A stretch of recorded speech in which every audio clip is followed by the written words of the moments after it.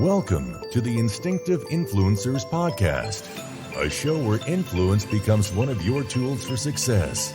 Now, here are your hosts, Brian Weber and Ed Haley.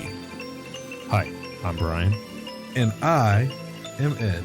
And this is the Instinctive Influencers podcast.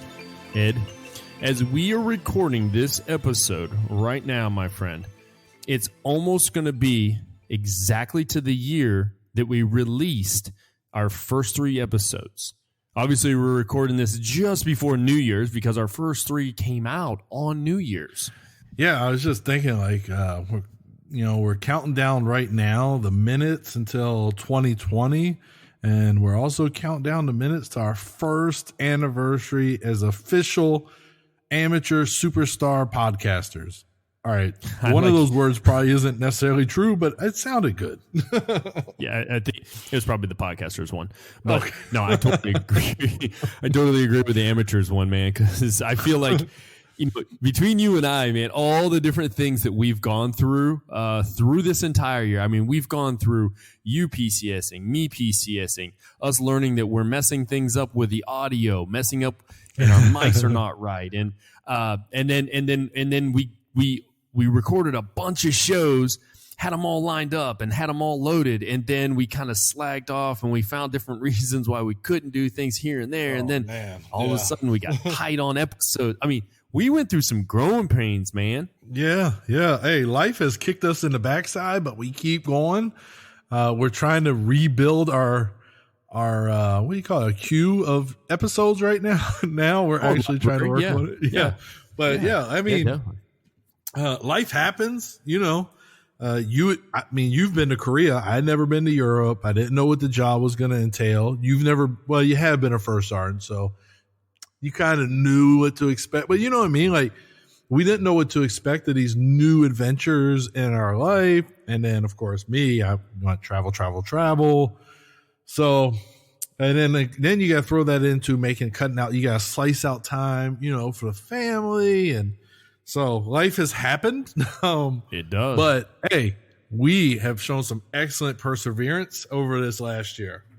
And Ed, the thing is, man, I'm excited to see what year 2 is going to bring.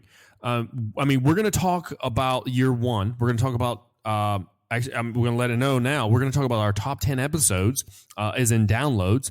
And we're going to start from number 10 all the way to number 1. So we're going to do that. But also, we're also going to talk about some of the new titles that we're going to put out there. I think where we try to go with things, it's going to be pretty exciting. And obviously, you said it earlier. It's like it seems like we are talking about the same stuff here and there, but we might as well just dig deeper into some of this stuff so people actually understand why we are so concentrated on some of the material. And we have, I don't know, I guess like tunnel vision on some of it. But at the same time, we're also exploring a couple other things because we enjoy doing the book reviews. We enjoy doing interviews, and we want to get more of those in there too. So, I mean, there's a lot to come. Yeah. And so, our last episode, Brian, we talked about SMART goals. So I think that today, I was just thinking, so we haven't even discussed this, but I think it'd be a good opportunity for us at the end of the show to maybe say, 1 or 2 of our goals for the show. So I don't know what your goals are for the show necessarily. I'm pretty sure I could guess. And then you don't really know mine, but I think maybe at the end of the show, we can wrap it up in a neat bow, tie this episode to the previous episode and talk about what some of our goals are for the show moving forward into the next decade. Oh, I definitely. I know why, Ed, that you don't know what our goals are for the show is because you missed the staff meeting. Yeah, I'm not a meeting guy. I sent the representative, but I didn't understand what the poodle said.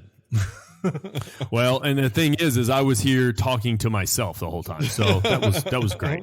I just in the mirror, like, you are good enough. And doggone it, people like you. That's what I kept saying. Stuart Smiley? Were you Stuart Smiley in it? Yeah. Hey, we've talked about that before in the episode too. Stuart Smiley was in a very early episode. We mentioned that. Well, it's funny because that's why I brought it up, because that was your task for that episode. I was like, Ed, really? That's her task? And you even said, he said, I've got another task. If you can tell me who, so now people, if they hear this episode and then they go back and listen to that one, you're going to be, they're going to be like, oh, I know who it is. It's Stuart Smiley, so way to go, buddy. Way to give the answer away. Oh, my bad. I didn't know that's where you were going with it. I thought we were just talking about some of the challenging and funny moments we've had over this last year of doing this podcast. No. I didn't care. But you know what, Ed? I do think one of the challenges that we have engaged, and I think we've kind of overcome, well, obviously, the audience, they don't hear everything we say, because there's sometimes I edit stuff out here and there. And we'll be careful. Here and there, I edit things out. The hard thing is when we were recording live together, sitting in the same room, doing all this stuff, I think it was easier for us to feed off each other because we could see those physical cues. But now, this is tough, and audience, you don't realize, for instance, when I stop talking, usually the actual recording, there'll be 2 to 3 second pause, and then Ed will talk, and then vice versa, and I have to cut those out. And so, I mean, that's just one of the many things that we've gone through that's just, wow, I can't believe it. Well, hey, Brian, to be fair though, when we were recording face to face, I was also motivated because your wife was cooking something delicious downstairs. And, I remember when we did the Benavides episode, being up there recording and being like, giving the old sniff, and we're like, man, we need to finish this episode. No disrespect there, Roy, but we got to go. Yeah, Michelle is cooking. Like, let's go. Do you remember our first recording? I do. It was a nightmare on my part. You know what, though? Because we're going to talk about that. That is one of the ones we're going to talk about. And then one of the top 3 on our list, I can't wait to get into like the nightmare that one was, to kind of give the behind the scenes on it. But yeah, our first one, it was because that was actually in your office, wasn't it? If I'm not mistaken. Yeah, that was in my office. We were trying to learn to set up the equipment, the acoustics of it all. Yeah. And then it was late too. If I remember correctly, it was like after work. So now again, here we go with me being sidetracked. Like, I'm tired. I go to bed at 8:00. Yeah. I think we finished recording that one literally. I want to say it was around 7 or so. And you're like, yeah, my wife, she's starting to get on me. I got to get home. And I'm like, man, come on. I still have to drive an hour away to get home. So stop. Yeah. Oh yeah, you still lived in Dixon then too. That's right. Absolutely. But I mean, oh man, it's been a year, and I can't wait till we get into these episodes, because the things that we talked about in these previous episodes, I didn't want to get too far into talking about episode 1 yet, because there's a lot to go with that. But the things that we went over and talked about in some of these, like I think about it and I think, I got to go back and listen to it. I mean, I just told you, matter of fact, I was just telling you that I've had a number of people tell me that they truly enjoyed our previous episode, Influence is Integrity, which is episode 41. And each time the people would say, oh yeah, that was probably really one of your funnier ones. And I'm like, what was so funny about it? Because you said yourself just earlier, like, it's been 55 episodes. I can't remember everything that was on every one. I'm like, that actually is a lot ago. Yeah, no, you're right. Like, 55 episodes, and then it doesn't help that I'm pushing 50. So 55 episodes coupled with almost being 50 years old. Yeah, I'm not remembering all that. And we've been recording. So this is our 1 year anniversary of the shows being available, but we've been recording since what, July 2018? Yeah, a year and a half. So we've been recording for a year and a half. So when you start talking about those early episodes, like Benavides, like you're talking like July, August, September 2018, like now you're really pushing the limits of my memory. Oh yeah. Definitely. Oh boy, this is going to be fun, Brian. This is going to be fun. I'm ready to get after it, man. I'm ready to kind of dive into these. And And I think this is that one time where like we're actually giving the listeners kind of like a behind the scenes type situation, if that makes sense, because we're actually going to talk about some of the stuff that was going on during these and how we went about it, and you'd just be shocked at some of it. It's just really cool. But hey, right off the bat, man, number 10, Ed. Number 10 is I'm very disappointed where this one finished up. Yeah. This is number 10 is Influencing Ronald Reagan, the Master Sergeant Roy P. Benavidez episode. And I thought this would be, we had a lot of high hopes for this. But this was again early. And I mean, I don't remember how long the episode was, but I know there was we did a lot of recording for that. And so for me, I thought that the episode was well done. I just thought that we were so early in it, Brian. I feel like some of our earlier episodes was very robotic. I didn't think we flowed. We fed off each other, but we didn't flow the same because we were still learning what we were doing then. Yeah, it was difficult. And then I think that one has some audio things too, I believe. But that episode was and it's funny because we never did another episode on anybody after that one, right? Well, no, we did not. When I looked through the list, we did interviews with people, but we didn't really talk about specific people, which is kind of like, I don't know. That's like one of the things I wanted to change a little bit this coming year because we did talk about influencing Ronald Reagan, Roy Benavidez. One of the future titles of one of the shows that I put on an index card I have right here in front of me was the title is just The First President. And that's just one of the ideas, because I know you are just as much a fan, if not more, of George Washington as me. And I love the idea of exploring a little bit more to know more about him. And I think when we get to know about, these people of the past, I think it helps us become better. But that's the same like with Roy Benavidez. That whole idea, I did not know who he was until I got to the academy. And once I learned about him, I was just like, my mind was blown that this guy had not gotten enough attention. And I'm still his movie deal. There needs to be a movie. Yep. Steven Spielberg, Tom Hanks, Clint Eastwood. I'd love if you did it, really. Clint's my bet. He's my man. But there needs to be a Roy Benavidez movie because this guy was the real deal. I mean, I think it was not talked about enough. And I really feel bad, Ed, that I got this far in my career. I think I was right at like 17 years when I first heard about him. I'm thinking 17 years later, and I still hadn't heard about this amazing hero. Come on, And let's not even talk about the difficulties of recording. You know how? So if you go back to the Roy Benavidez one, and in the very beginning, there's Ronald Reagan giving this speech that we put on there before the opening credits start. Well, you know how that was? You know how I added that to the show? You know what I had to do? I don't think I know. Okay. I don't think you told me. I feel like you probably recorded it with your phone at some point, but you're very close. So what I did was I put the YouTube video and I searched multiple YouTube videos because there's different ones. I actually went to the Ronald Reagan library one. I pulled that one up. I set it at a certain point where it would start. Then I put my mic up against my phone, and then I hit record, and I played it, and that's basically how I was able to. Because I didn't know how to pull audio off of YouTube.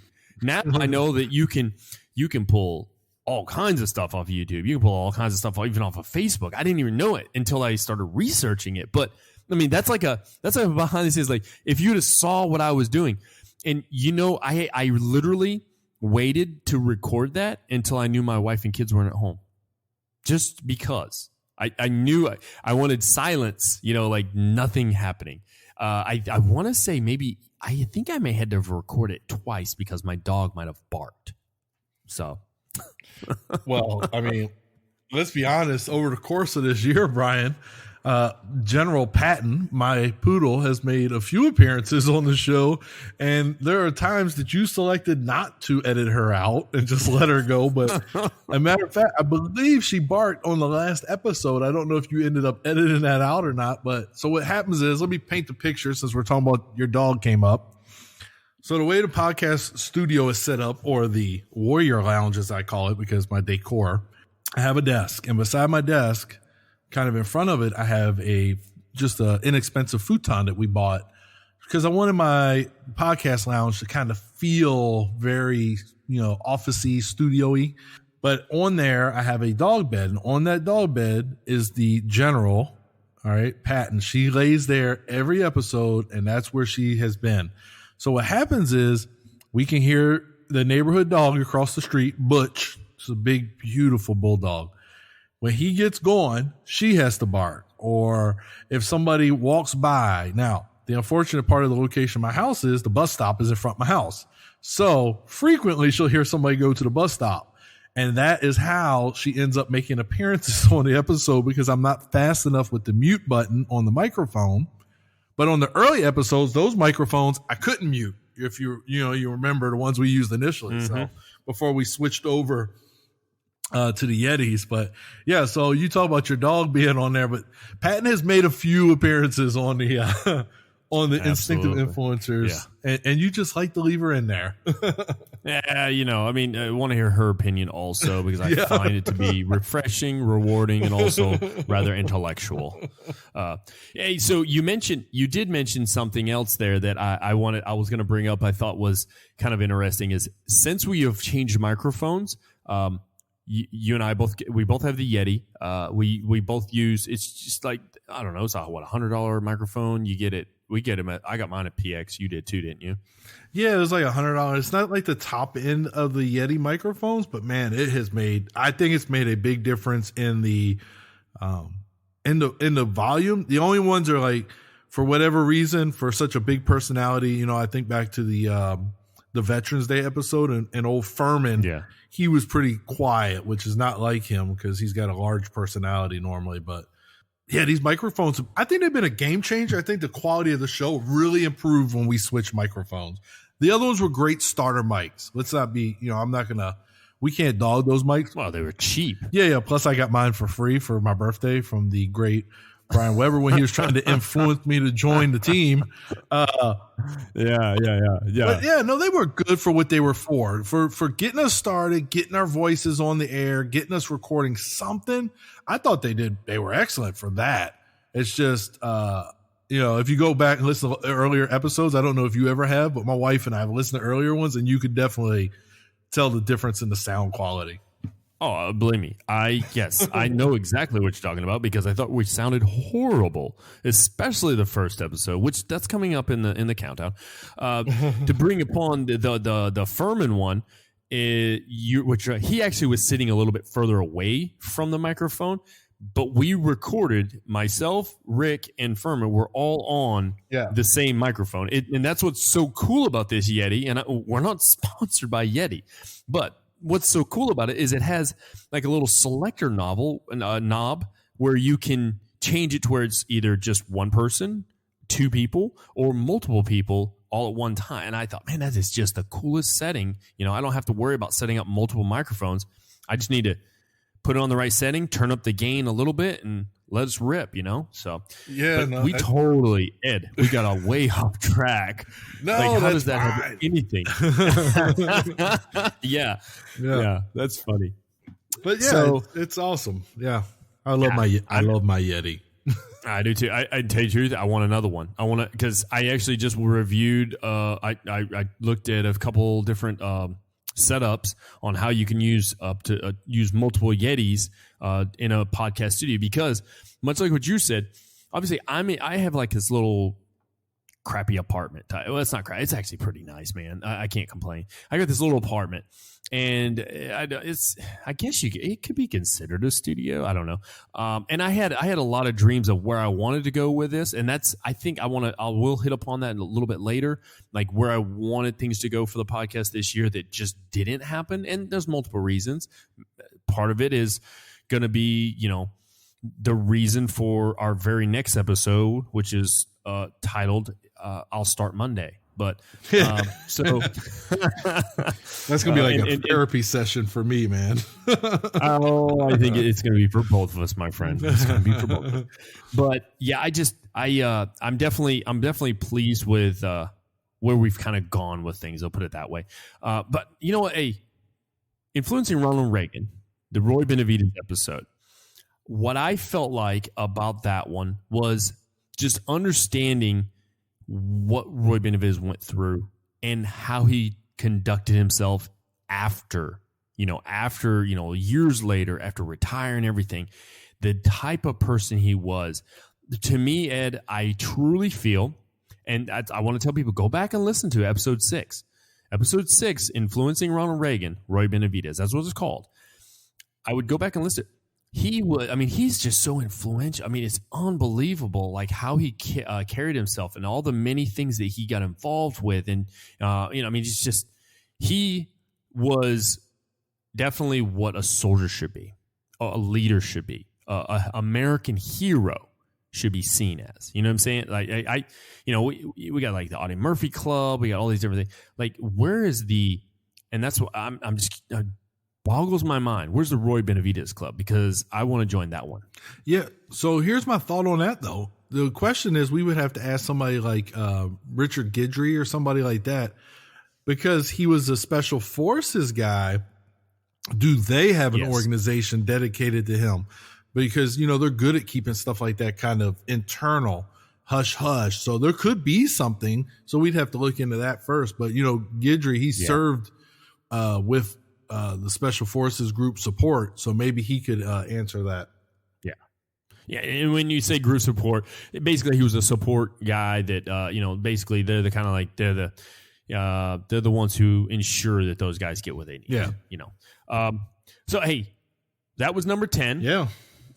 Number 10 on this list. And what we're going to do, those of y'all don't realize, we're going to start from the bottom of the list all the way up to the top of the list. And the way they were ranked were the number of downloads they received through the whole year. All right.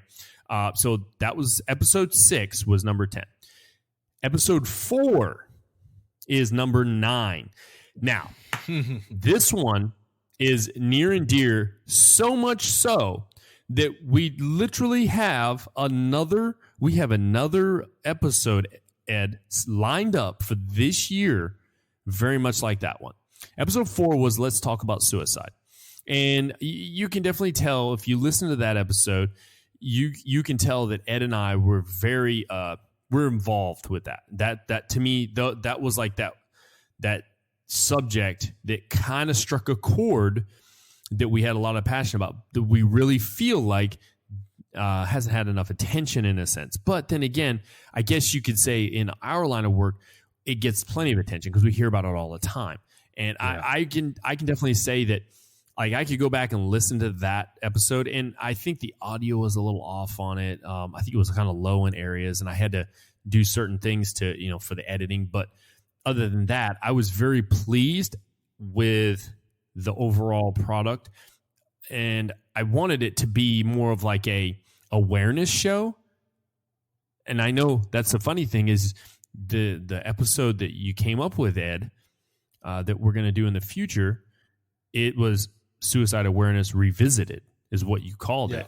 And I think we should keep that as the title, because I think that should be visited often enough to where people are aware of it and the word gets out there. Yeah, so when I was sitting down and we were talking about what we got planned for the next year, and we were starting to come up and develop some episodes, and I actually came up with this yesterday.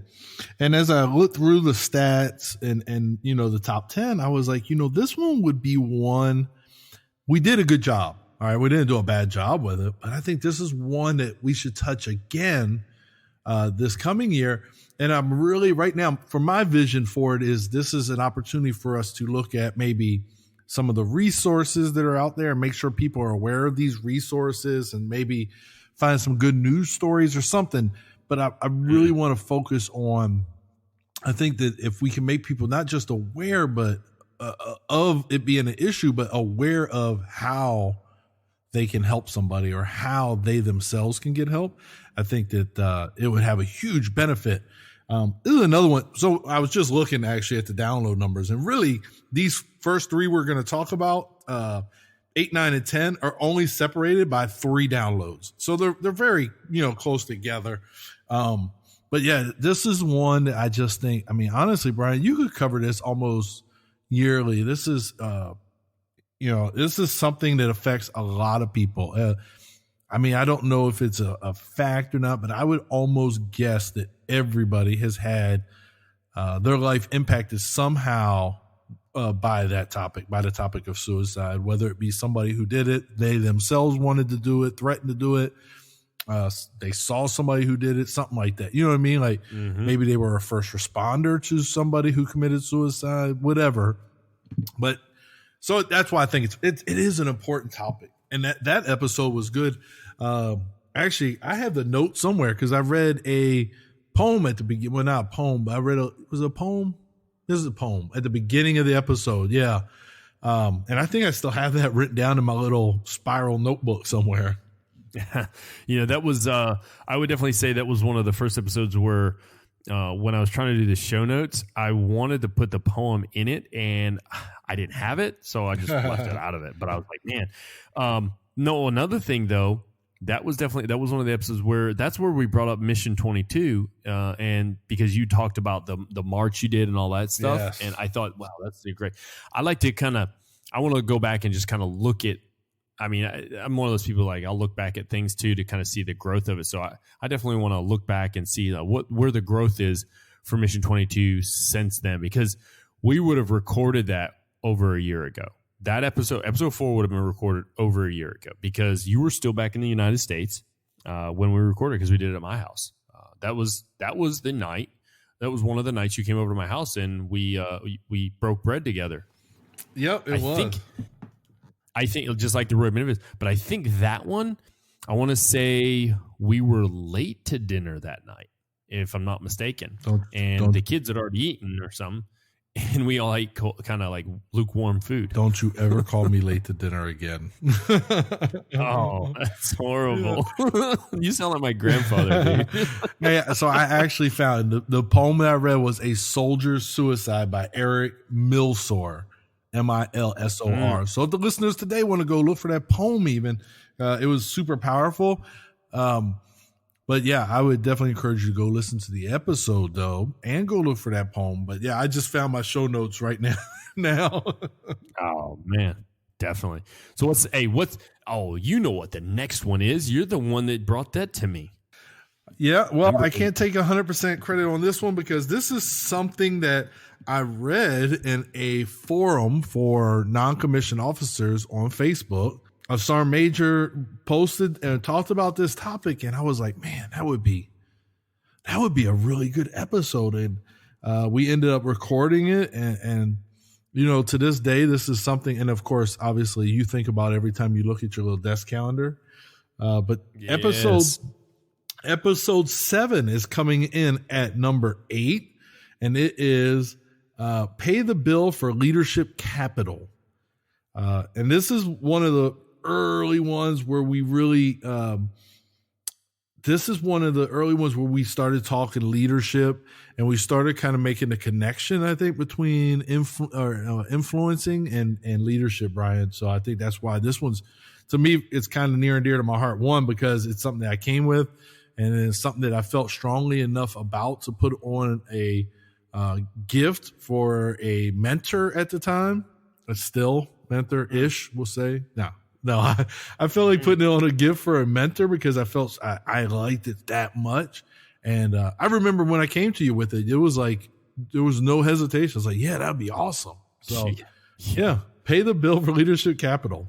I still reference it all the time. I that's one of the things I do. If I'll be talking to someone, and I'll kind of like, I love those. I've said it before. I love those moments in life where you can turn them into learnable, teachable moments that people are like, oh, and you see a light bulb turn on. You're like, thank you. Yeah, exactly.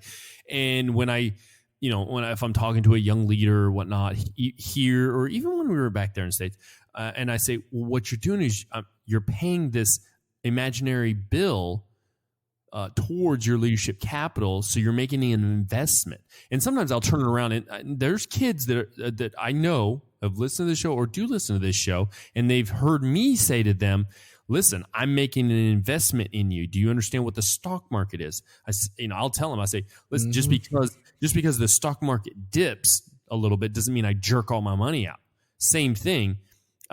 Just because you have a rough road or a rough patch doesn't mean I quit and I say, oh, I'm not investing in you anymore. And that's kind of, to me, it falls along those lines also of the leadership capital, because the fact is we still have to support people no matter what.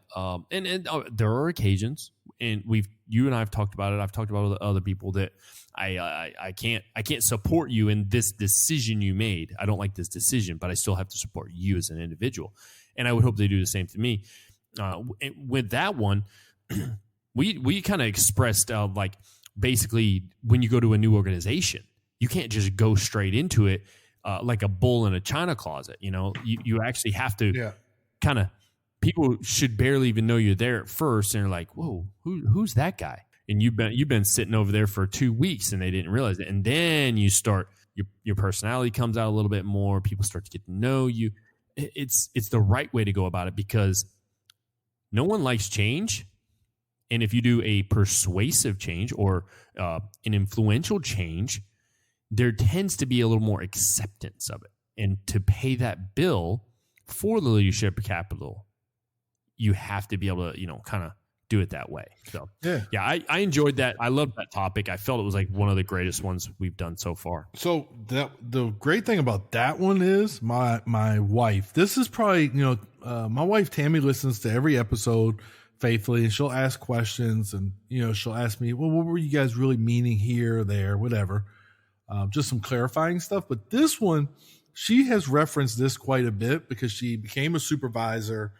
And this is one of the things that she does do with her people that I think she really focuses on because of this episode. She's really good about putting some faith in somebody. If she has an underperformer, she's really good about being like, well, why don't you show me? Because I'm not, certain, something like, I don't know, closing the store up for the night. Well, I know how to do it, but I'm not positive, on all aspects. So could you just kind of walk me through how you would close the store? And she's used that tool to build capital in people. And then she sees the reward on the other side, that when I say, hey, I need help with this, they're like, oh, absolutely. Because of that leadership capital that she's built. I just went to dinner with her coworkers now, where she's a supervisor at, and you could see the respect that they have for her as their manager. It kind of comes across even in a personal setting. Now, obviously I'm a little bit biased, but I thought I picked up on it. I didn't even mention it to her. She won't know that I picked up on it until Tuesday when she listens to this. But yeah, this is one that I think my wife really got a lot from this episode, which then means that I got a lot from this episode. Yeah, it's funny that you brought that up. One of the things that was kind of, it's funny how, aren't they? They're like our little conscience, right? Our spouses. Not too long ago, Michelle actually brought up to me, she's like, you guys should really hit upon communication again. And I'm like, really? She's like, well, yeah, you kind of talked about it a way back. So maybe that should be something you hit upon again, because it would be good to kind of express a little bit more some other types of community, all kinds of different things. So I was like, you know what? That's a good idea. And then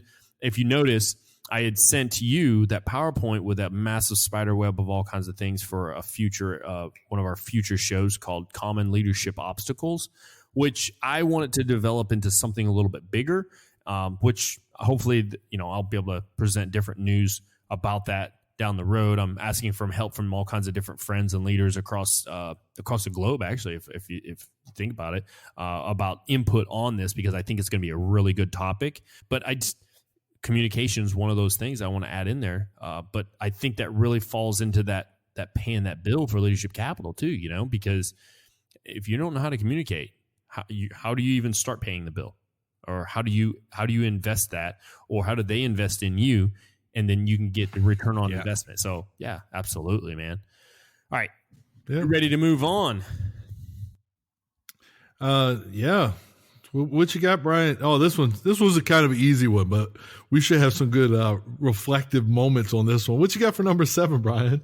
Number 7, this is what I find funny, and that's why I think people are going to be like, wait, shouldn't the first episodes have the most downloads because of the oldest? Well, no. I mean, some of them are just more popular. And it's number 7, you would think would have... There she was.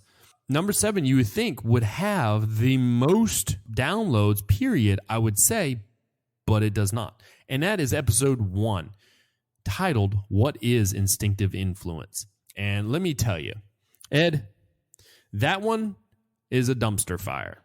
Just straight up, it's a dumpster fire. It literally looks like the Dallas Cowboys. That's what it looks like. Oh, I'm sorry. I hope there was no Cowboys fans out there. But yeah, it's just the audio was entirely too low. I don't think we knew what we were getting into. And if I could go back and just re-record that one, I think, although I don't think we would get the conversation we had, just re-recording it would be great just to get the audio turned up a little bit. But at the same time, that was, when I say a nightmare, it's funny how you and I were trained not to use a ton of crutch words. That one, yeah. If you know how many crutch words I cut out of that one, it was insane. And I think it's because we were almost stuck in our thought that we didn't know what we were going to say, and instead it would be it happens. Yeah. It still happens. I mean, instead we've changed different words into another crutch word, and it's like, oh man, I gotta stop saying that so much, right?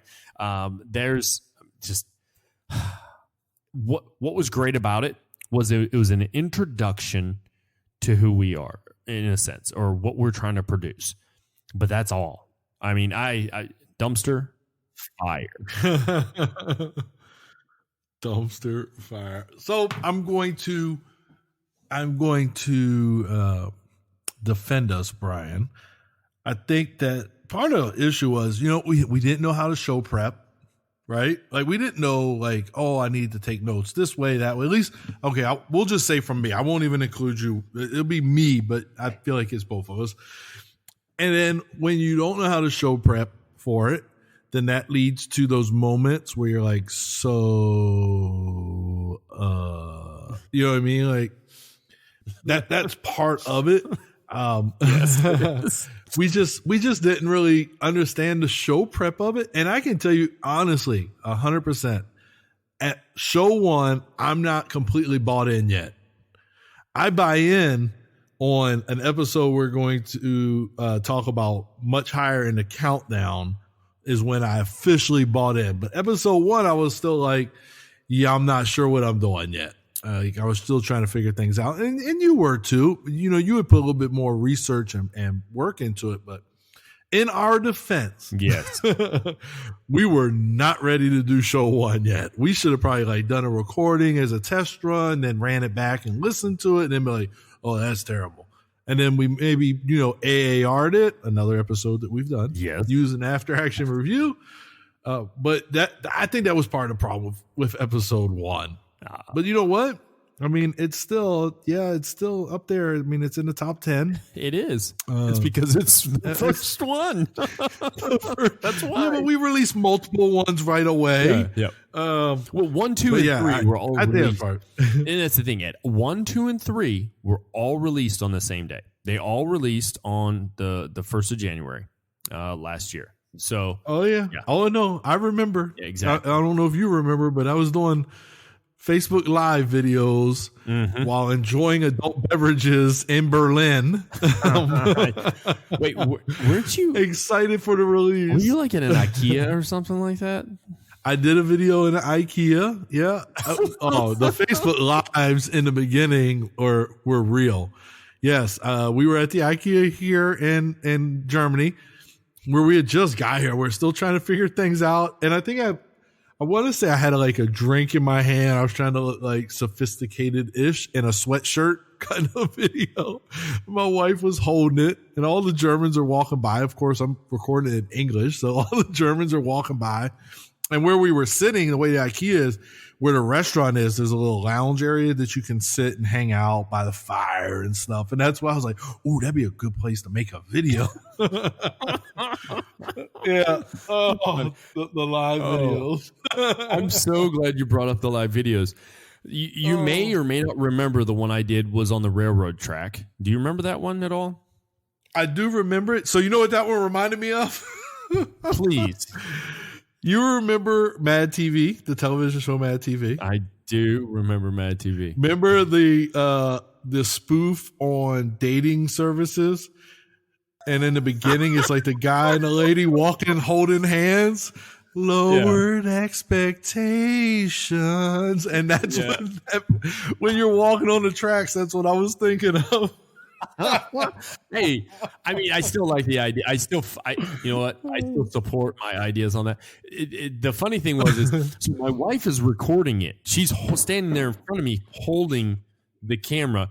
Our children are we made them sit like 20 yards away because they were loud. And I'm like, so if you can see me before it's recorded, I'm down there trying to convince my kids, hey, listen, you just got to be really quiet down here so we can do this real quick. And, they're young. Like, even if they yelped out, I couldn't be mad at them, whatever. They're kids. That's what they do. It doesn't really hurt my feelings when my kids get loud. I can ignore it all day long. But it's just funny how the whole thing played out. And we finished. It was funny how Michelle reacted after we finished. She's like, that was really motivating. That was really good. Because I'm like, yeah, I mean, I have to get in front of soldiers all the time.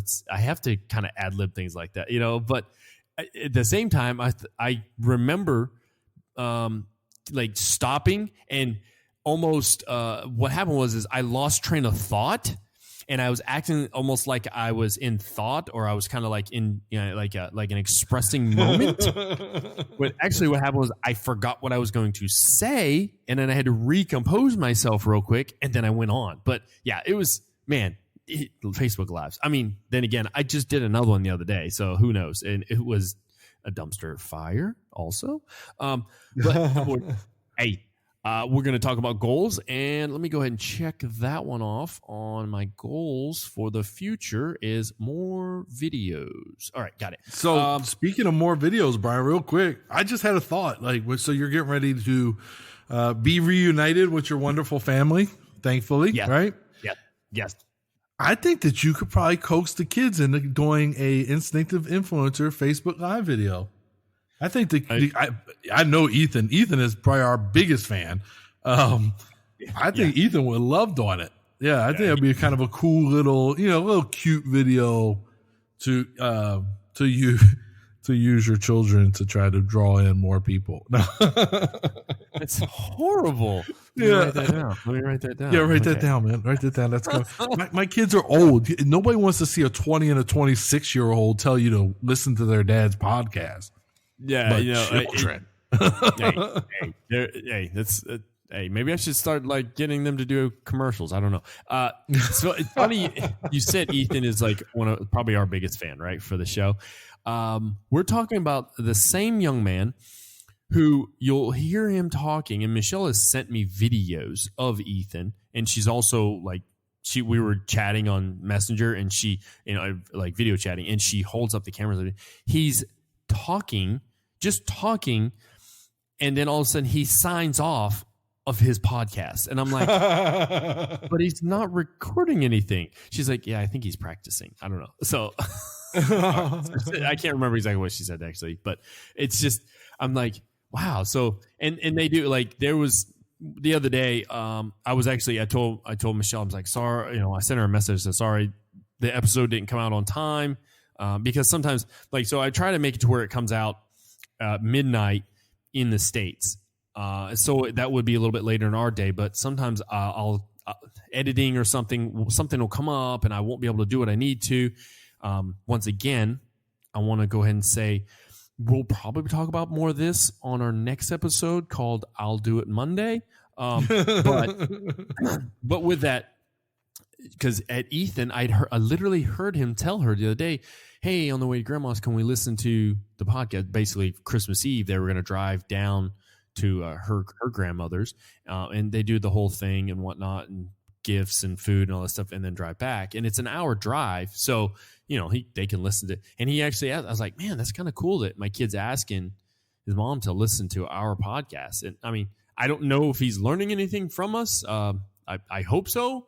I hope there are plenty of people learning things from us, but who knows?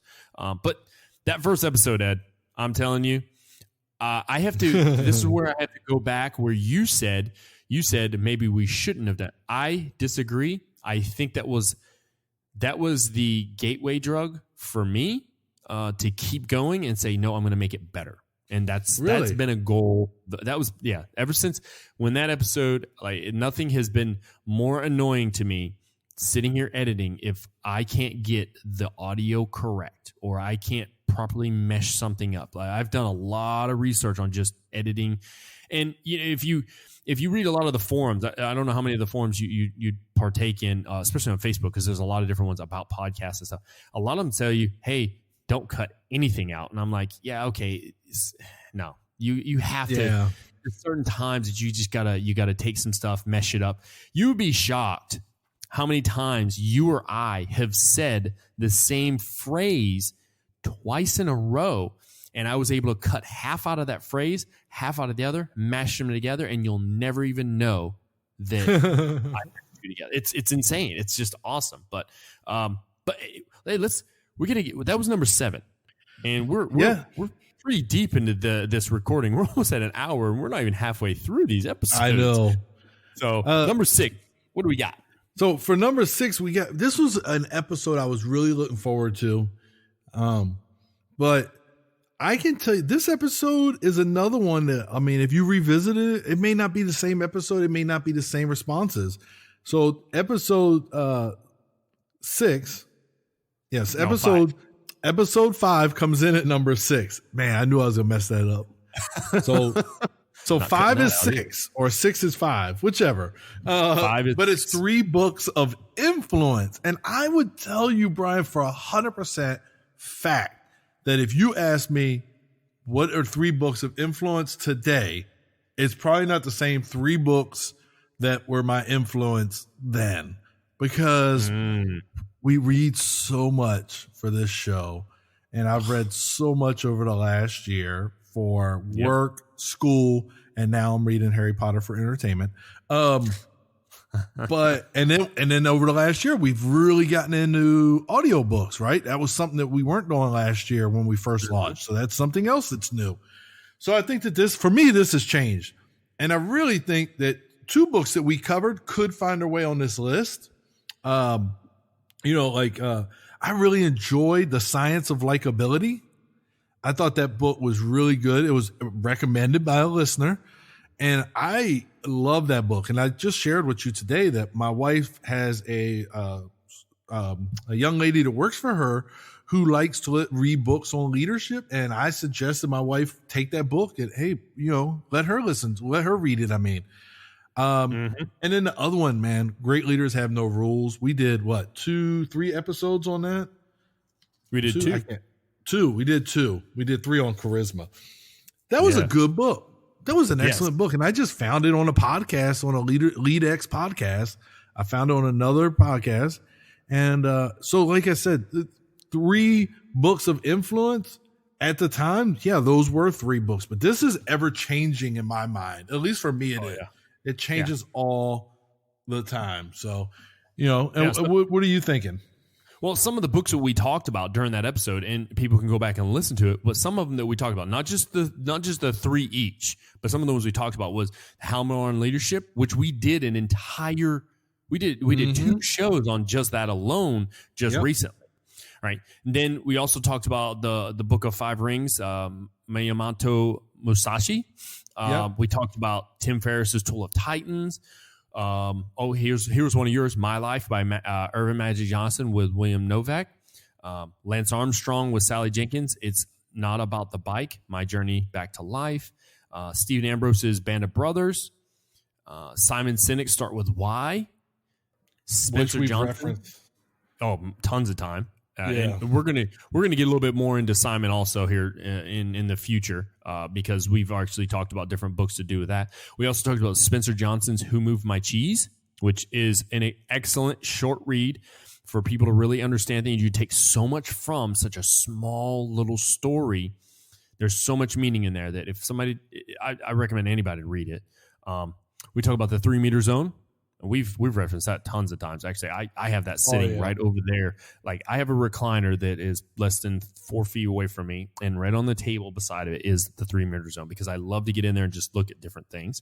We talk about Hackworth's About Face, which was, if you remember, correctly, we actually gave each other books during that episode at the end. You gave me About Face, and I gave you the one, Lance Armstrong's It's Not About the Bike.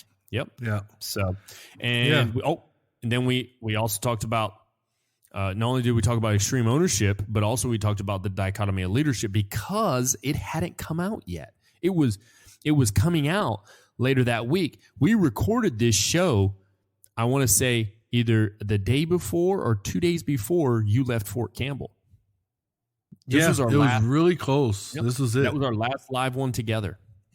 Yeah, this is also one that I'm pretty sure my wife wished she could have done, because she's such a avid reader. But and it's funny too. You mentioned the dichotomy of leadership was about to come out, and as we record this episode, Jocko has another book coming out this month. Well, not this month, but next month. Yeah, I saw it. I think I sent you a link about it. Actually, you probably already knew, but I saw it. I was like, oh, I can't wait. It's another field manual, and it actually is a book. It's a straight up book, bro. Yeah, no, I've already used my Audible credit for it. Wow. So, yeah. I'm definitely getting the hardback on that one. I'm excited about it because it hits upon a lot of subjects that, like, all I see that is excellent source material to use in life, and then also excellent source material for you and I to use on this show. I mean, it looks great. Yeah, no, that's when I read a lot of these books, it's like, it'll be a chapter in a book, and you'll be like, wow, that chapter could be a good show by itself we could develop. So yes. Yeah. And like I said, I just think Audible or audiobooks period just was a game changer this year. Like, I've read a lot of books. I actually finished About Face this year on audiobook. I'm reading Musashi right now on audiobook, but it is like 58 hours of audiobook. So it's quite lengthy, but it's so good. And I mean, when I listen to audiobook, I like the guys that change their voice up too. The guys who change their voice to try to sound feminine are hilarious, but I do like when they put a voice to the person speaking. Makes it more enjoyable. But yeah, audiobook was just a game changer this year. Yeah, it definitely is. I mean, I'm just excited to kind of see where we go. I liked doing that episode, but I really do enjoy it when we dissect books, and we're planning on doing that. We've already got 5 in the chute of books that we want to try to dissect this year. This coming up, but to go back and just to kind of hit upon other episodes that we've done in the past year that we enjoyed. You mentioned Science of Likability. Well, that was episode 28 and 29. So if somebody wants to go back and listen to that, great book. I say get the book also. Additionally, we also talked about Great Leaders Have No Rules. That was episode 37 and 38. 38. That was a really, to me, that was a game changer. I enjoyed that book so much that I have utilized much of what's in there in my work life. I didn't just like talk about it on the show. I literally took a bunch of the things he discussed in there and I tried to encompass that in the work life. And it was great. I enjoyed that. That was a great episode. And it's kind of sad to say that was like basically one of our last ones we got to do live together. And we haven't done another one live together since then. But then again, hey, who knows where life leads us down the road. Yeah. Small army. You never know. I'm going to eventually have to leave Germany, unfortunately. So, who knows what's next? I mean, really. Yeah.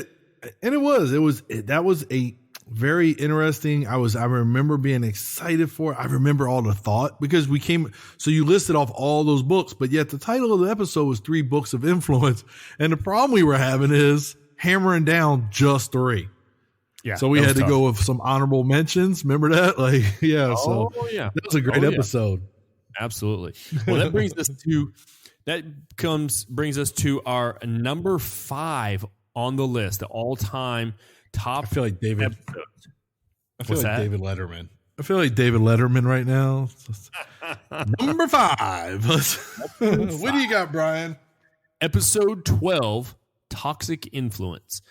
And really what we did was we took toxic leadership and just turned it into toxic influence, because pretty much that's what toxic influence is toxic leadership. And we looked at multiple I couldn't tell you how many different articles we looked at. One of the big things we kind of dissected to help develop that show was an article called Toxic People, 12 Things They Do and How to Deal with Them. That was a great piece. And actually in the show notes, I actually listed all 12 of those behaviors. The funny thing is, if anybody ever goes back and looks at the show notes, they'll see it says 1 through 11. I forgot to put the 12, by the way. So that's kind of a small little note there. Additionally, we also brought up that one study or article that was done by Colonel Denise Williams, Toxic Leadership in the U.S. Army. And that one, to me, you can also find that within those same show notes, and it's in the very top of it. To me, that's probably been one of the one of those cornerstones in my leadership career, or just my Army career, that I can look back and look at that, not just that article in itself, because I've known about that article long before, ever trying to do this show. Matter of fact, I want to say I first read that article probably back in 2013, maybe. So almost 6 years ago, it was over 6 years ago that I first read this. So, and I still to this day don't mind pulling it up and looking it over or sharing it with others. But toxic influence, episode 12, that's a key thing that I think more people should try to learn about and understand. That was my take on it. But I remember asking the audience also in our task, and this was early on, what the characteristics and types of toxic leadership do they identify themselves with or fallen within. And, that's kind of a hard thing to do, Ed, is to kind of like do a self-evaluation to pull out, oh, these are the negative things about me, because people don't want to do that. So, but great episode. What are your thoughts about it? So that episode was really good. That article that we used, the Denise Williams article, I have forwarded that to young soldiers, and we always want to focus on positive stuff to help us develop. But early in my military career, I was taught that you learn as much from a negative experience with a leader as you do from a positive experience. And that's what this article and this episode was all about, is making you aware of these negative things. But you can learn, because how do you recognize those in your subordinates who are going to be future leaders? How do you recognize that in your leaders?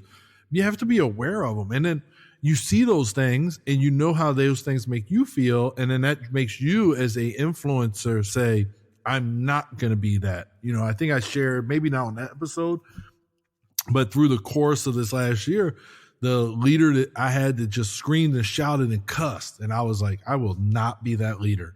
So that toxicity made me realize that's not who I wanted to be. And I think that's why this episode was really important for our listeners.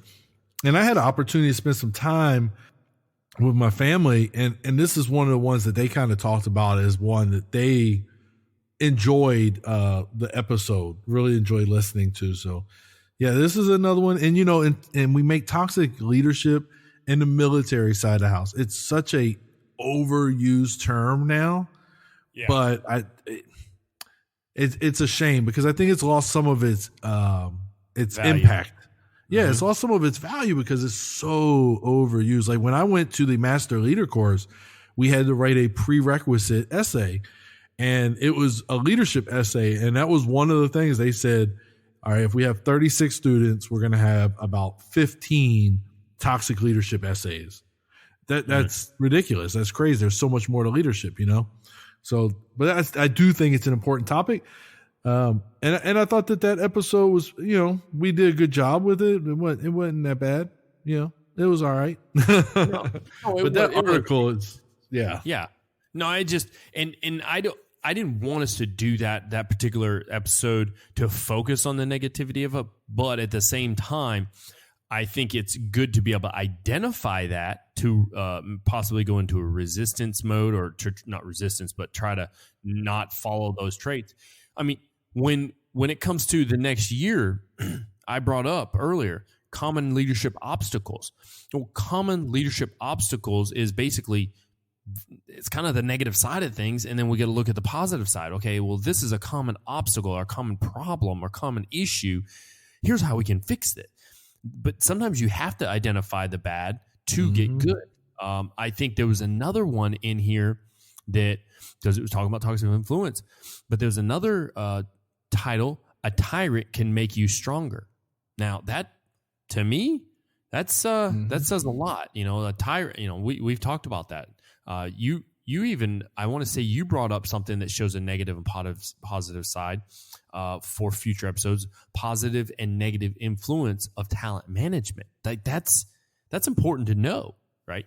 Yeah. So sometimes we have to bring out the bad. I mean, when you go back to, let's talk about suicide, no one wants to talk about it. No one wants to hear about it. But if it's not brought up, then no one's aware of it, and we're not looking for signs, or we're not looking for to help people along, so yeah. And ignoring it doesn't make it go away. Suicide or toxic influence, ignoring it and pretending it's not there does not make it go away. So it's better to get it out there in the forefront, get out there and talk about it, understand it, and embrace that it's a thing. But how can I, have an impact? How can I prevent somebody from feeling like their only option is to take their own life? How can I prevent my soldiers or subordinates from dealing with somebody who's toxic? So I think that's why these topics, both of those are kind of in the same light, are important, because we don't want to talk about them. We don't want to acknowledge they're there, but they are there, and we need to embrace them and understand them in order to defeat them. Absolutely. All right, Ed, here we go. We are now in the top 4. We were in the top 5. Now we're in the top 4. Oh boy. Number 4. Number 4. Here are your instinctive influencers. Number 4 is episode 0, the introduction. And I really was like, how am I going to lead into a discussion? So I wanted to jazz it up with some little drum roll. Do you remember recording the introduction, Ed? Did I record the introduction? No, I do not remember that. Did I? I did, right? No, I don't remember. No, you don't, because I hope you don't, because I did it in my bedroom back when we lived in Tennessee. My wife was sleeping in bed I think she was awake, and I was sitting at the computer around my mic, and I tried to have this really calm voice and talk like this, because Awkward. I thought it was supposed to be how you talk on the radio or over the radio wave. And I didn't realize how stupid I sound, right? You know how many times, Ed, I've wanted to re-record just episode 0, the introduction, to introduce who we are and what we're doing? Oh my goodness, man. The funny thing is I actually used that. I used that in a small trailer or clip that I used for Facebook, and I posted it, and I used that as part of it, and then I kind of like put pictures over and all this. I mean, I did all this kind of crazy audio visual stuff that I was still learning, which was crummy too. Yet again, another dumpster fire. But yeah, episode 0, the only reason it has so many is probably because people tend to listen to this is what I've understood and the thing is, well, let me continue on. Episode 0, it was the very first thing that we actually distributed. I distributed before we did the Christmas thing, because we did do a Christmas thing, if you remember correctly. But it was just going to be an introduction, and it's to try to build up hype so people will start listening. Well, I mean, and I'm not gonna sit here and try to say, hey, we didn't do things to get listeners. No, you have to do things so people know who you are, so they'll listen. And then once they hear you and they like what you say and do, oh, wow, this is good, I want to keep doing this, So, but yeah, episode 0, I don't even think it was longer than 3 minutes, maybe 5. I don't know. Here we are now. There's sometimes where we record 4 hours and I have to bust it up into 2 different shows. So yeah. Episode like, no. 0. What's that? Yeah, I was just like, after you said it and you said, hey, do you remember recording? I was like, did I? I don't. You know my memory's bad, Brian. I was really going, wow, I really don't remember recording that. You need to go. Maybe you should go back and listen to it. Yeah, I don't even remember. But you know what? So, all right, we talked about the intro episode, but what about the Christmas episode? I enjoyed the Christmas episode. I loved sitting down as 2 families and recording that episode. Since it didn't make the top 10, I'm disappointed in that. But I thought it was a good episode. Maybe I enjoyed it because, our families were together as the holiday season. My wife and I just got our household stuff. We were still trying to get settled. And I think it gave a sense of family sense beyond just her and I, at that point in the holiday season. So I thought it was a good episode. We talked about like our Christmas memories and presents and movies and so I thought that one was a pretty good episode, since the introduction episode is kind of an anticlimactic number 4. Well, so the introduction episode 0 was actually released on the 7th of November. So that was almost 2 months, just under 2 months from the release of the very first 3. Do you remember, Ed, the episode number for our first Christmas special? Because that's what it's called, our first Christmas special. You know what episode number it was? I do remember. It was Celo. 00, right? Oh, Ed. It's 0. It's not 0. 00? 0. Those 3 zeros. Who does that? Who puts know. 3 zeros? I don't know, but it was episode 000. There was a reason why I had to put 3 zeros in. The format of it wouldn't take or something. It was something weird. And that's why I had to put 3 zeros, and it accepted it. And before that, it wouldn't take it. And I was like, why is this not working? But yeah, that was actually, that one we released on Christmas Eve. And I want to say we actually recorded it. It was that Saturday, maybe, or Monday. Yeah, it was like the weekend prior. Yeah, it was just like a day or 2 before, and it was crazy how we ended up recording it. Because if I'm not mistaken, you and your wife were in separate rooms, correct? Or were you in the same room? No, we were in the same room. We were in the same room for that one. Yeah, it was the music episode. When her and I did the music episode, we had to separate rooms. Oh yeah. That music episode. Okay, yeah, that was episode 19. Wow, that was a while back. That one we had to do. Wow, yeah. So the setup for us was way different. We were all sitting in our living room. It was myself, my wife Michelle, and both my children Ethan and Eva. I had my headset and my microphone. Ethan, he was so excited. And that's why I definitely want to, when we get back, we're going to do one with him. Now, we'll definitely have to do some editing somewhere here and there. We'll probably end up talking about Fortnite or something. I don't know, because that's what he does. And actually, I just played it for the first time tonight, and I kind of liked it. I kind of got addicted to it. Anyways, brother. Anyways, so he's sitting there, and he's got a microphone and his own headset. And then poor Michelle and Eva, they had to share a microphone, and I think they had headsets, both. I can't remember the exact setup, but that was another thing I learned, was you actually have to buy another piece of equipment to plug a bunch of headsets in. Instead, what I had done was I had these pigtails. They all ran out of one jack, and then oh my goodness. They wide off, and then they wide off again. Like I literally had, I think, like 3 different pigtails, or 2. It was 2 different pigtails, so you could get multiple jacks plugged in.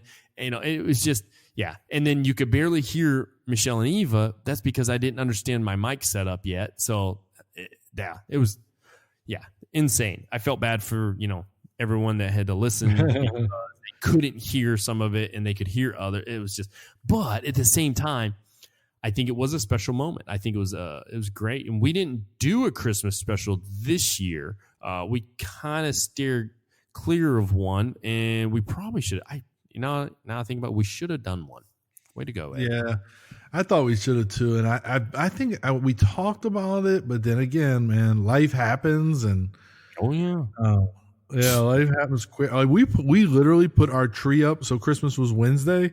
We put our tree up like Saturday. Wow. Yeah. Wow. And it's in the garage today. I put it back already. It's already down and in the garage. Wow. You didn't waste any time, man. Yeah, no, not this year, which is crazy because normally, so one of the things I love about Christmas real quick is everywhere we go, we get an ornament every year that we're together. So when we're deployed, we don't get an ornament that year. And then we just put where we're at. So like last year, we were here, so we got an ornament, and there actually was a booth from a Christmas market ornament, and we just get it to say, Kaiserslautern 2018. So that I actually love unwrapping those and being like, oh, I remember this one, because it's like something new, right? You don't remember it from year to year, not with my memory. So this year is just, I don't know. I think it's because usually it's part of the sibling throwdown is the tree goes up that weekend, but of course we were in Dublin this year, so maybe that was why. Which means next year it's probably not going to go up because next year we're going to be in Charlotte for Thanksgiving, so doesn't look like it's going to go up that weekend then either. Poor Christmas tree. You need to get you a little one like I have here that was sent to me by my wife and children.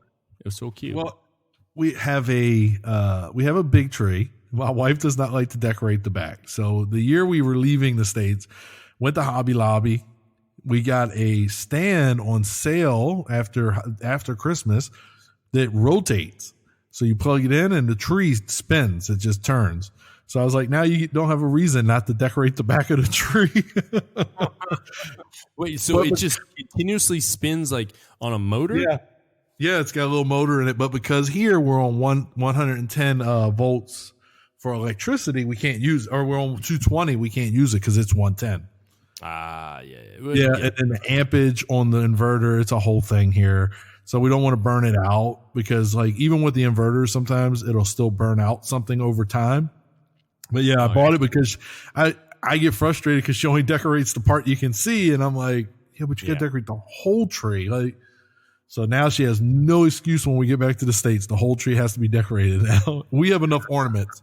Yeah. We have enough because then my siblings and I, we exchange ornaments for Thanksgiving every year. So you have to buy an ornament for a sibling and you have to have some reason to buy that ornament for that sibling. So that means you get 2 ornaments from every year from them.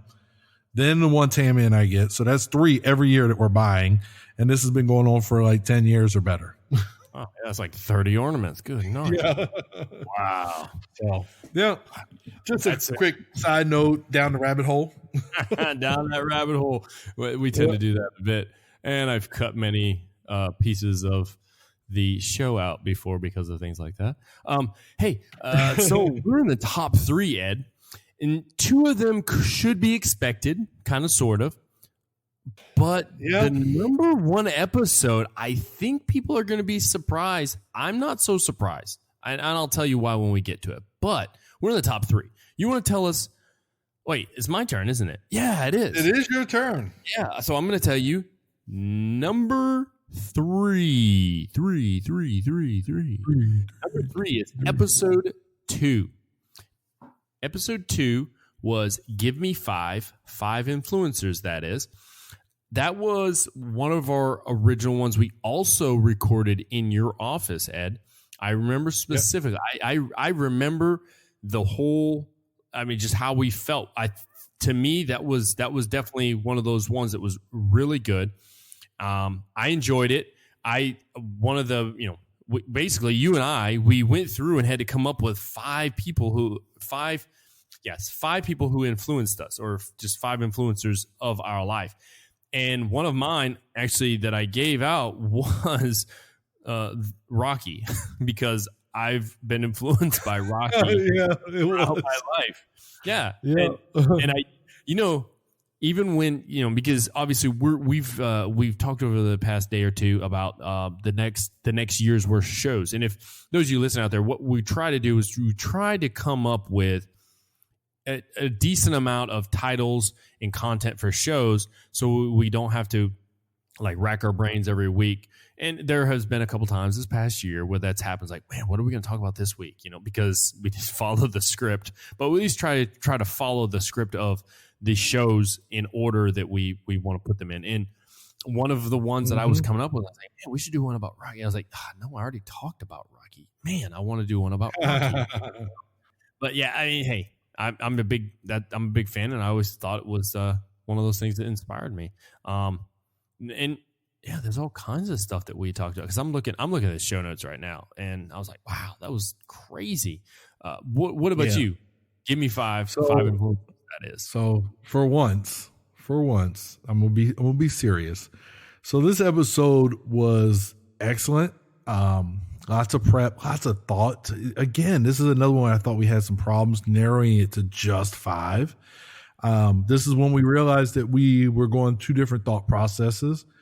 However, one of my influencers was my cousin, Matthew Haley. Yes. And unfortunately, about a month and a little bit after this episode, he lost his fight with muscular dystrophy, and he passed away. So this has more significance to me because I was able to get it out there. Do I know if he listened? I don't know. I know the family did. A lot of my family listened to that episode, and they kind of, heard me talk about him. But yeah, so this one is really a great episode, and it's more emotionally important to me now than it was when we recorded it. So I do remember being in the office though. This was probably one of our first really long episodes too. Oh yeah, definitely it was. Yeah, I mean, it lasted a while. Believe me, I was like, So for the listeners, so we said we're going to give them some behind the scenes stuff. So this reminds me that a lot of times we'll say, oh, well, let's talk about these 10 things. And we'll say, all right, so we'll give each thing 3 minutes so that we can finish this episode in less than an hour and 15 minutes. And we have never once met that goal. We have not once. Because we get sharing experiences and knowledge and what we've experienced, and then that triggers something. Like I'll share something, then that'll trigger something in you, and then we banter. And that's the beauty of a podcast to me. So we don't want to be like, oh yeah, that remind me. Oh, we'll talk about it later, next, and then move on. You know what I mean? Like, so yeah, we always say it too. Oh, so there's 10 things, so 60 minutes, so that's 6 minutes each, and then that gives us an extra 15 minutes for the open and close. Okay, and we'll do 5 minutes on the open, and then we have never lived up to that.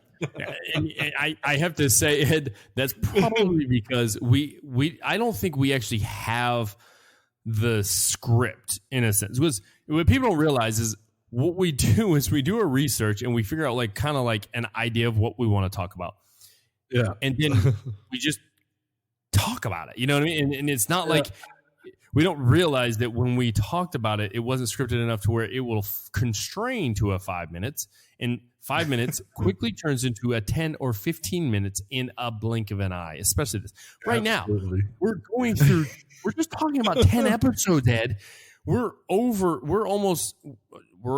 Well, by my ticker here, it looks like we're an hour and 20 minutes into it. But, because I'm things down a little bit, it won't be that much. But, I mean, come on. Like, we've, man.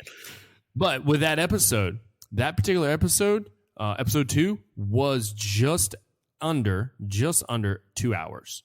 That was our first long. Yeah, that was a long one. I remember being, Rick always taught us, Ranger Rick there, he always taught us that, if you get done teaching and you're really just exhausted, you talk too much. And man, I remember being exhausted at the end of that episode. Yes, it was. It was a good episode, though. And I would definitely say go back and listen. Now, I think our audio wasn't too bad then. I specifically remember, my microphone wouldn't stay up, but then I'd look over you and I would hand gesture as you're talking, you to come closer to the mic. and Yeah, you just I kind of remember look at that. me, and then you lean forward, and you can hear it. If you listen to the audio, you can hear where your voice goes from way back here, and then all of a sudden it gets close, and I'm like, Yeah. "Yep, that's gonna sound like garbage." Okay, but yeah. I do remember that I'd move so close that my nose would be touching the dang on microphone. And I was like, this is so uncomfortable and not natural. And thank you, Yeti, for not making me put my nose on a microphone anymore. With the Yeti, I mean, you can be way back here and still talk, and you can hear everything fine. And I'm not even close to it. So it's much better. Yeah. But yeah, episode 2, obviously it should be in the top 3 because it was one of the earlier ones. It got a lot more listens than what I thought it would, or downloads. So I'm really proud of it. I'm happy with that one. And I could go back though, Ed, and I think we mentioned stuff that how these can change. They could, from day to day type thing. I probably could go back, and I think it would definitely, my list would change just slightly, and we didn't say they were in any particular order. I remember specifically, we kind of just released them as such, and it was crazy how they meshed perfectly. Like your first one and my first one were kind of similar in a certain way, and then the next one were kind of similar. It was kind of like the books too, because when we did the book one, your first book that you said was a sports person, mine was a sports person, but we never discussed that. We just brought our list together, and it's like, oh wow, how's this match up perfectly? So that was and we had to do extreme ownership together because we both had it on the list. I remember the book one, but this one was, like I said, it has a lot more meaning now than it did then even, and it meant something. That's why it was long, because the people, or the people we talk about, the influences we talked about, they mean something to who we are, and therefore we cared enough and we talked more about them, and we wanted to share those stories. I also think that, because they meant so much to us. I just lost my train of thought. You're going to have to edit that out. Nope. Yep. Just went somewhere. This squirrel, All right. Continuing on, Brian. So not editing that. All right. Man, you have the power, my friend. Oh, Ed, bring us. We're coming home. We're coming to the final stretch of the last 2, or what should be our number 1 and number 2 episodes. I still don't think people are going to believe what the number one is, but I have a feeling of why it's that way. But number 2, you want to tell us about that one? What the number 2 episode, which was number 1 for a very long time, and it literally within the past 2 weeks it was number 1 and it became number 2. It's been replaced by this other episode. Oh, so that the list that I'm going off of that you provided me yesterday, there was a tie. Yes.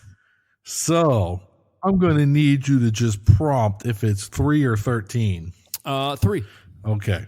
So I just need to make sure, because like you said, these two have gone back and forth quite a bit, and I'm looking and they're tied exactly as of yesterday, but you said that there were some more downloads over the last 24 hours. So yeah, there was. Yes. Super appropriate that I get this one, because this one is significant because it's somebody that I worked for. This is episode 3 is coming in at 2. 2 is 3, 3 is 2. An interview with Jeff Watts. Oh, and I worked for Jeff Watts. He was before I got promoted, he was the last person I worked for before I got promoted. And so it's very appropriate that it's Jeff Watts coming in at number 2. This was our first interview. Am I correct? Yeah. You are. This was our first interview. Yeah. This is a rough draft. However, everything I've gotten from family, friends, and people that listen is they really enjoy the interview episodes, which of course they would, because those are more, they take more coordination and work to set up, right? Especially when you've got you in Korea, me in Germany, and then most of our interviewees in the United States. So that makes it more difficult. But this was a good one. Jeff Watts' story has always been fantastic. Jeff Watts is a great person overall. Like, he's just a really genuinely good guy. So, I think in this episode, it kind of came across. There was some audio stuff. We recorded this in Sarah's office, if I remember correctly. Yes. After work one day. But yeah, this was a good one. First interview. This is when we introduced. Did we do instinctive responses on this one? No, we did not. We didn't start. No, we didn't do it yet. Yep. We didn't start until after. Yeah. Yep. So Jeff Watts, if you're out there, you owe us instinctive responses. We're going to make you record that again. But this, I think that this really, for me, this piqued you to be like, yeah, we could do interviews. We should do more interviews. And we did. We did some outstanding interviews over the year. Yep. One that I think should have been in one of these slots up here, maybe. But and if we do this again next year for our second anniversary, I think that we're going to find the Veterans Day episode probably up in the higher end areas, because I thought that was an excellent episode. And I mean, all that years of experience. But then with Jeff, I mean, you're still looking at 3 20+ year soldiers sitting down, having a discussion, one with an incredible near-death experience that he was able to, to come back from, which I think, looking back, probably one of the things we didn't highlight enough was the resilience of the whole thing. Like, we told his story, but I don't recall really talking about how I don't think we highlighted the resilient side enough for our listeners to understand, his motivation and those things. But yeah, it was a good episode. Like I said, first interview, you know? Oh yeah. Yeah. And it's crazy, that how we went about it and just to try to do that. But I wanted to hit upon what you mentioned about different interviews. So we've done multiple interviews this past year. We did the Jeff Watts interview. Then obviously he gets airplay every time we seem to get together and talk, but we're talking about the bearded ninja himself, Rick Williams. We did that interview on episode 9. Episode 9. Yep. Then literally just a couple episodes later, we did the Robert Roof and John Montgomery interview. That one was episode 11. Then we did the Jimmy Summer interview, episode 13. Then we did the Randy Ashby interview on episode 15, and then we kind of held out on interviewees. We didn't do another one though, Ed. So from Ashby, we didn't do another one until we talked to Captain Holtz on 39. Wow, way 39. Yeah. Now we did. So here's the deal, though. You had Tammy on, and you did Instinctive Response with her, and then she was on the show. And then I had Michelle on, and I did Instinctive Response with her and had her on the show. But we didn't those weren't really interviews. Those were more like conversations.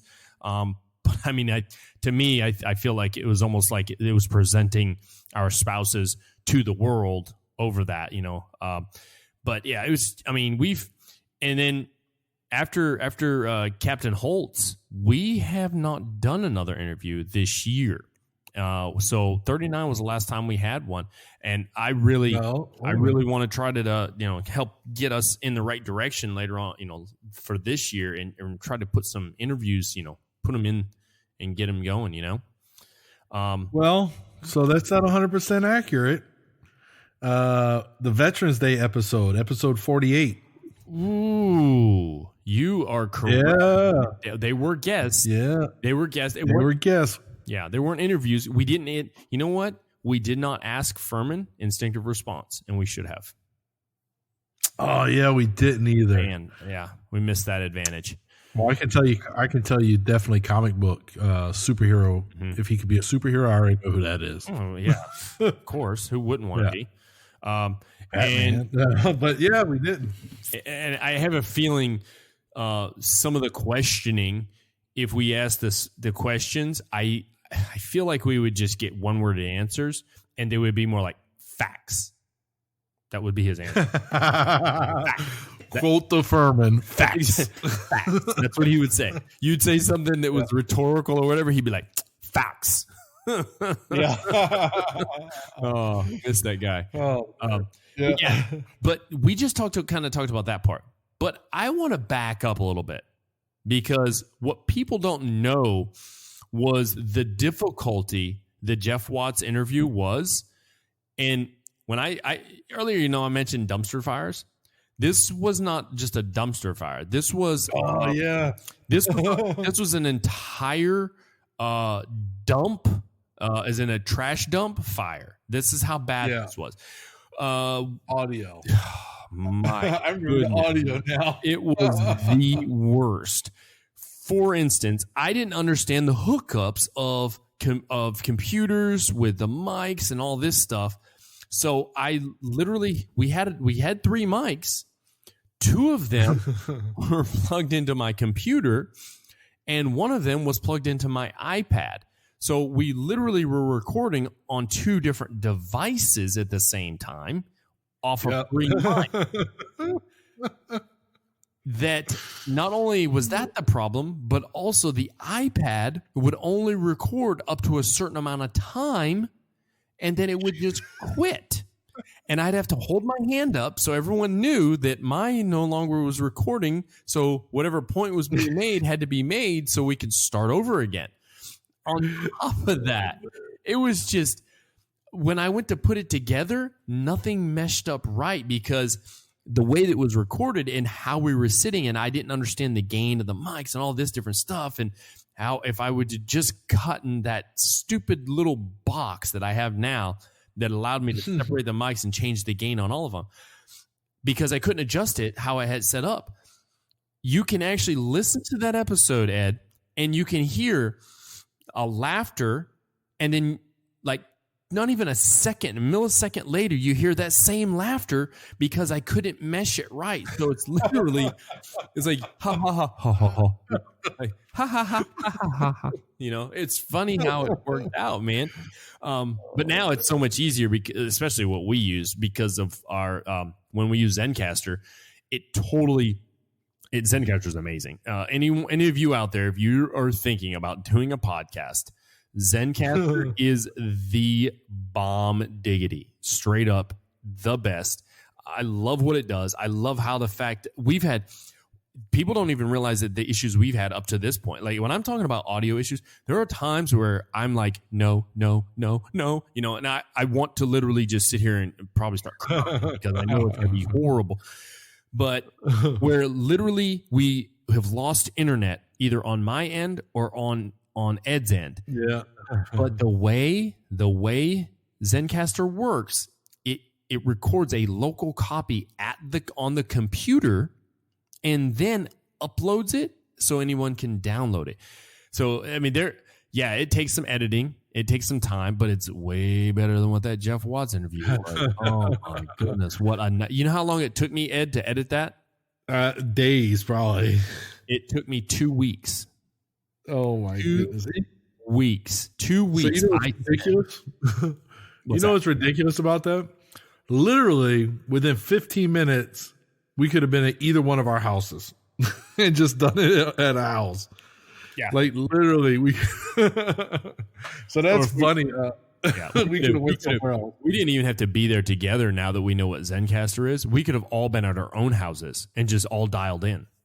That would have been way easier. And it would have been much easier when it comes to editing. 2 weeks.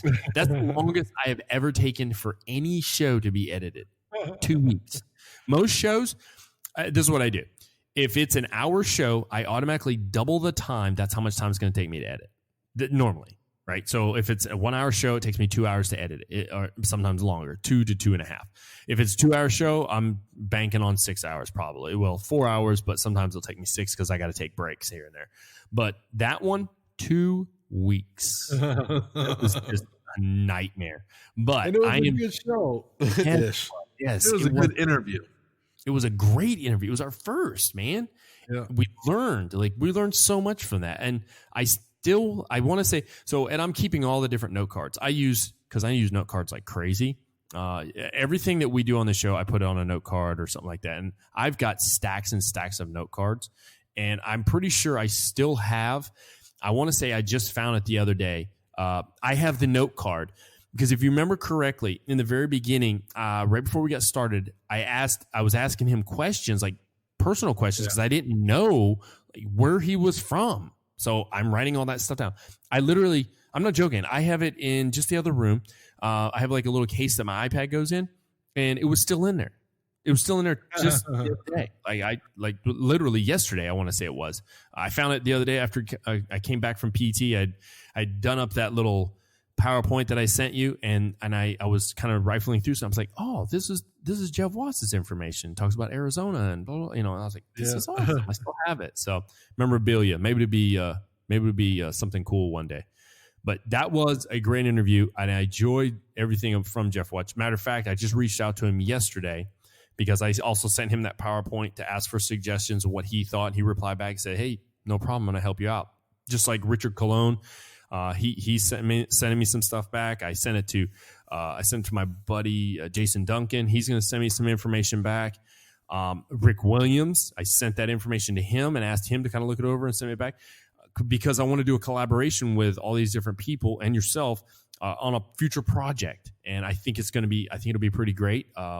And it's down the road, so I'm not going to talk about it too much right now, but I really think it's going to be something big and it's going to be important. But Jeff Watts, what a friend. All right. And I seen him when I was home on leave. Did I tell you that? Yeah. I'm jealous. Yeah, it was good to see him. It was nice to see him. It was quick, but it was cool, nice to see him. Still, I mean, he's still trying to become a lawyer. So, hey, all right, Here we are, Ed. We are at number 1. Our most downloads to the date. Didn't think this. I mean, I saw it coming kind of some time back, and I messaged this individual because it is an interview. And I messaged this interview and say, hey, you're creeping up on Jeff Watts and blah, blah, blah. But our number 1 downloaded show thus far is episode 13, an interview with Jimmy Summer. And I said that correctly this time because I want to say during the interview, I kept calling him Summers. And there's no S at the end of his last name. And as I edited, I was thinking, I wonder if I can edit out the S. Nope. You're good. Possible. I don't know if you're that good. No, I'm not that good. Believe me, it's not that possible. I tried. So, but the Jimmy Summer interview, I could go into that in depth of just the whole setup of it, everything, how it all went about. His story alone was amazing. I enjoyed it. I truly, still to this day, I thought it was kind of like, a person until you interview him, then you really know someone. And that's how I felt about Jimmy Summer. I really enjoyed it. Well, I loved the scene. We actually went to his CrossFit gym, and we sat at the counter where he meets people every time they come into his gym. We sat at that counter, 2 microphones, boom, sit right there, and we just had a conversation. That's why there's like an echo in the background, because that was that place wasn't set up for acoustics whatsoever, but it looks great for a gym. And I still follow them. I follow them on Facebook and everything else, Instagram. Watch them all the time. I actually drove to Nashville that morning. My wife said, hey, you should set it up so you can get your oil changed, because we get our oil changed. It's part of the maintenance package that came with our vehicles. She's like, you should just get your oil changed and then go. I'm like, oh, great idea. I'm already in Nashville. So I went and got my oil changed. I sat there and I did some show prep while I was waiting. And then I went from there and I just drove straight down to Franklin where he's at. And I arrived a little early. There was still a class going on. So there were still people in there getting after it, and I loved it. It was amazing. And then as people trickled out, I set up all my audio equipment, and we started the interview. And the sad thing about that particular show, Ed, was I really wish you could have been a part of it. But I think we weren't at that point of understanding how to do all this. And because that was... I want to say that took place not long after you left. I think you were still in transit, actually, is why you didn't partake in it. I want to say. Yeah, I want to say I might have still been in lodging. I don't even know if I was in my place yet. I don't remember. Yeah, I do remember that I didn't get to participate in that because I think the first one I did was it Rick? Was it the Ninja? I think that was the first one. Or was it the Montgomery and Roof episode? I want to say it was interview. Yeah, I want to say it was the first interview. When you were away was Rick. Yes. Yeah. So we weren't there yet. I mean, everything was rough. That was episode 9. So it was kind of weird how things worked out. Yeah. So, I mean, but it was good. So it's actually different too. You get to listen to it. I haven't heard the interview, so I'm really, the Rick interview, when it got released, I kind of knew the episode, but with the Jimmy Summer one, I didn't, and I learned some stuff. Again, I only knew him from being in the gym at the academy. I really never spoke to him, really never had personal interaction with him, but his story was great. And I love to see a good veteran, gets out and succeeds story. So his story falls into that, no matter whether I am a super fan of CrossFit or not.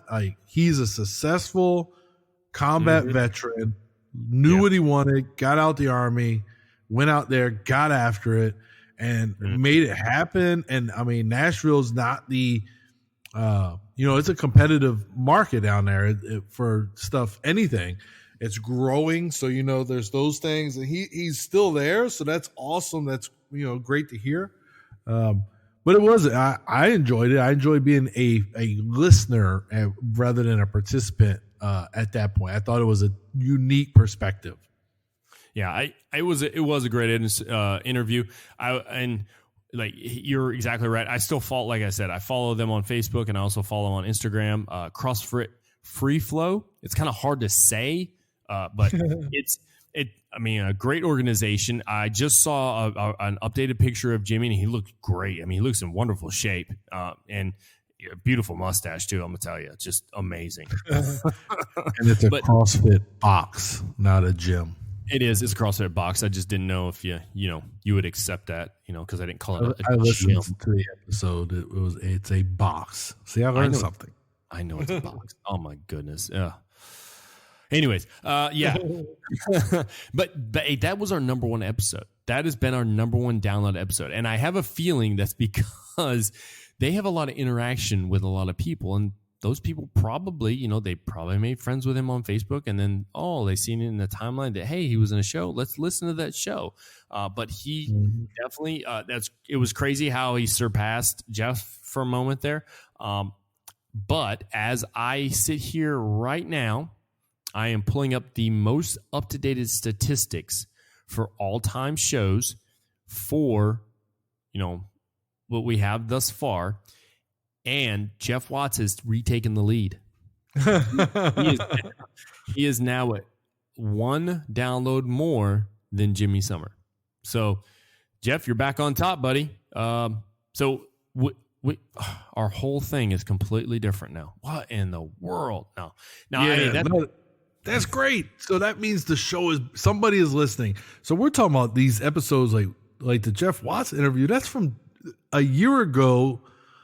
Tomorrow, a year, and somebody has downloaded it like 3-4 times in the last 24 hours to listen to it. So that's the magnificence of this show.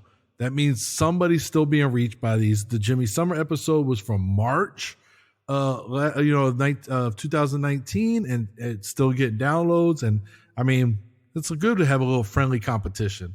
But I need the Bearded Ninja to pick up the pace and need him to crack this top 10 before next year. That would be great. Yeah, I'm looking down. I'm looking down through the numbers, Ed, and all these episodes, the numbers have increased. Now, there's a couple that have switched places. And I just sent this to you yesterday, about close to this time now. So about 24, well, not this time, but about a little over 24 hours ago. And we've had a shift change in the number one, number two. Also, the 3 books of influence has bumped up one. So that's a big thing. Let's talk about suicide has also bumped up a position. Yeah, no, I like it. Oh, actually, no, I'm sorry. Influencing Ronald Reagan bumped up 2 positions. So yeah, there's been some change in just 24 hours and a number of downloads. So it's just awesome, man. This is great. We have a lot to go with on this show. We have a lot that we want to try to do. Obviously, this has been like our year in review. But Ed, like you said earlier, we want to talk about some goals. And I know I've got some goals written down right here in front of me. I don't know what you did, if you wrote them down. I've got them on this handy dandy note card. Note card. Yeah, and I just stash them away, and then I find them later, and I'm like, oh, hey, look, this is cool. But with that, I know, for instance, this past year, my goal was to see the show get about 5,200 downloads for the year. Well, we were right at that. We're not quite there yet, and it obviously didn't reach it. But for this coming year, I really want to push things, Ed. And one of my goals is to push it to double that and try to get 10,000, at least 10,000, which comes out to about 200 per week. And I think because we did, if you remember correctly, we did a lot of push in the beginning, right? And if you look at the statistics, you can see that push, that constant advertising, or basically us doing our Facebook Lives and just constantly telling everybody about it. And that's what got people interested in realizing, oh, hey, this is something to listen to. I think if we continue that, and that's another goal that I have on there is, to get more of the videos back out there that we were doing, because they were really good. So those are two of the 4 goals I kind of wrote down thus far. What do you get? What do you got so far? So one of them was definitely to get more videos out there. That was one. And then of course you stole my other one, to have the increase in listeners. But I would like to over the course of the next year try to figure out, like, I know we talked about before, a YouTube channel, maybe something, but we both have GoPros. It would be a matter of how to edit that, which, maybe I would be able to learn how to edit it, to mesh 2 videos, to put something on YouTube, even if it's just like a teaser trailer or something like that. I think expanding our reach through other mediums. Yeah, that sounds really fancy, actually. That's pretty good. I came out down the top of my head. But I think that would be great, and I think it would help us with our overall goal. You way overshot me, man. I went 25% increase in numbers. You went double. So I'll see your double, though. I'll see your double. Get to work, my friend. But I think if we could do, and again, I don't know the technical stuff with Facebook, but I think even if we did like little short clip videos on Facebook Watch or something that would be funny, to kind of pique interest or something. I'm not saying cut promos like I do for fantasy football, but I mean, it can be something funny to do, to draw that attention. So I'm looking for ways to improve our publicity and how we attract our listeners. So I think that'd be awesome. I think, and that's awesome, because we both wrote these down, right? We started writing these down, and we wrote them separately. It wasn't like I said, hey, I'm thinking about doing this, and you said, oh yeah, I'm thinking about this. We actually wrote these down, and they're very much matching up. They're not exactly the same, because mine literally says work on videos for the show. So that's an array of things. That's exactly what you're talking about. Whether it be trailers, little spoofs, little jokes. I mean, just tons of things. So, yeah. I also had 2 more, though. I did have 2 more goals. Yeah, 2 more goals. One of those goals we have already discussed about trying to do, and to try to get it involved. It was to get more interviews, because I think our listeners really do enjoy the interviews. And one of those things was definitely a female's take, interviews with more females. Now, we had Captain Holtz on the one time, but that's really it. Other than we had each one of our wives on, but I really like to get different perspectives, especially there. But just interviews in general. That's one of the goals I had added on here while I was writing them down. And then the last one, this is kind of a thing that I kind of started that I'm still kind of, I don't know, I'm toying with, is basically kind of more merchandise to kind of get out there to listeners. And not so much like for people to buy from us or anything. Like I have these stickers. I had these stickers made up and they didn't cost me that much. I want to kind of get more stuff like that out there. Particularly, I'm still looking to do, it's not done yet, but it's going to be done, is the Ed Haley head. Just the picture of Ed Haley's head as a sticker to go out there. Yeah, because I think that it's going to scare children and it'll scare adults to listen. All right, that's why. Not but nice. Yeah, but I mean that's the kind of thing I want to look toward, try to get. And it's not going to because obviously we're kind of doing this. We're at no point are we doing it if we taking any money from anybody for the show. We're doing it out of our own pocket, so it's not going to be like something crazy, lucratively expensive. But to give out some stickers and stuff, to help support the show, but also say, hey, thank you. Yeah, I'm down with that. Maybe so. But that's what I had. I had 4 goals for the show. Now I gotta reevaluate and we gotta turn it into SMART goals, Ed. Oh, that's a pretty good idea. I had one more goal too, by the way, Brian. But this is more a you and I goal. I would like to build a 10 episode buffer. 10 yes. So when life happens, and we're anticipating some significant life events for you this year. And then next year, it'll be me. Like next year, I'll be the one probably leaving Germany. So yeah, a 10 episode buffer we need to build. This episode will actually get us a 1 episode buffer. Slightly. Actually, we'll put it this way, if we don't record anything else this week, Ed, it'll be a 0 buffer. Yeah, well, we got 1 until tomorrow. Yeah, exactly. Well, actually, it's already released. I hit the button earlier, a little early. It already released the SMART goals one. Already released. Yeah. Yep. Oh boy. Yep. So technically then we have a 0 buffer. But, yeah, it can be those of you listening, it can be a test because when we get down to the crunch, we've done a recording on a Monday and I had to edit it by Monday my time, and I had to have it edited completely by Tuesday at 1400 my time.